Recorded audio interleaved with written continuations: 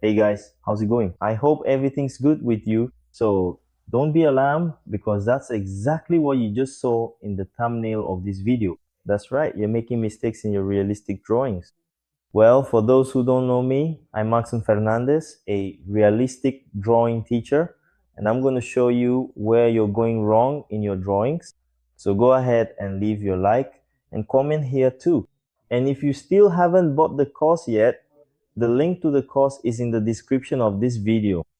All right. Enough with the delays. Let's get to what really matters. Okay. So what is this mistake you're making in your realistic drawing? Exactly. I've been observing the work of many artists, and I noticed that many of them, because they're not satisfied with the natural white of the paper, end up using Posca pens or gel pens to highlight spots where there's shine or light reflection in moist areas, like for example, sometimes on the lips and especially on the retina of the eye. As we know, the eye reflects light because its retina is moist. So when the light hits it, it creates that reflection, that shine. So some people use gel pens and Posca pens. Let's take a look. Let's observe this reference here on the side. Notice here, look, there's a light reflection on the retina of the eye, right? This drawing I did just recently. There are even some video lessons here, teaching step by step how to work with hair strands without using a ball stylus, working strand by strand. So also take a look at those videos, those lessons. Well, notice that in this drawing, this eye, there is a light reflection. Here, I simply use the white of the paper.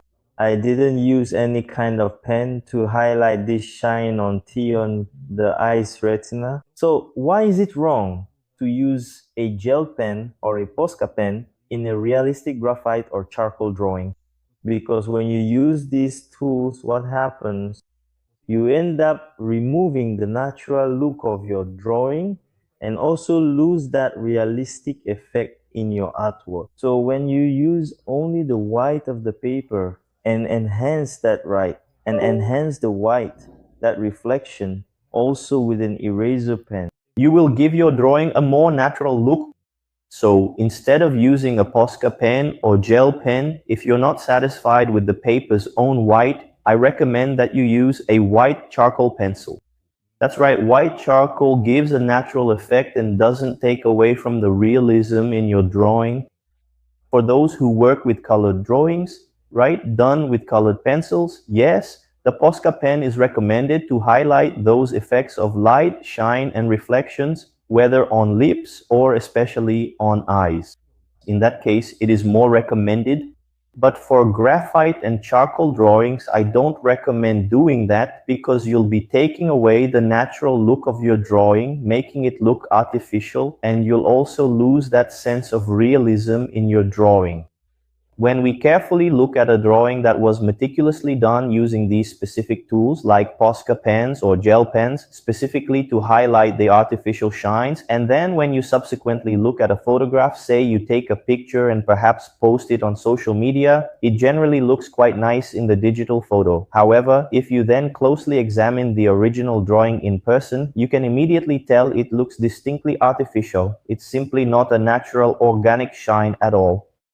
But if you enhance and highlight with an eraser pen using the paper's own whiteness, or you bring out the highlights with a white charcoal pencil, even when you look at the drawing in person, holding it in your hands, you notice a natural quality in the drawing. You can see a realistic effect.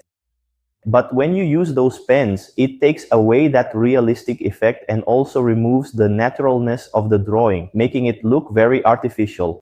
So if you currently use Posca pens or other types of gel pens in your intricate graphite or charcoal drawings, then it is highly advisable to stop incorporating that particular kind of material into your artistic creations. This is because ultimately you will inevitably end up losing the inherent natural quality and the truly realistic effect that your valuable work possesses.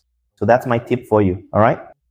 And there are more lessons here on the channel that help people develop their technique in realism. So I'll see you in the next lesson, all right?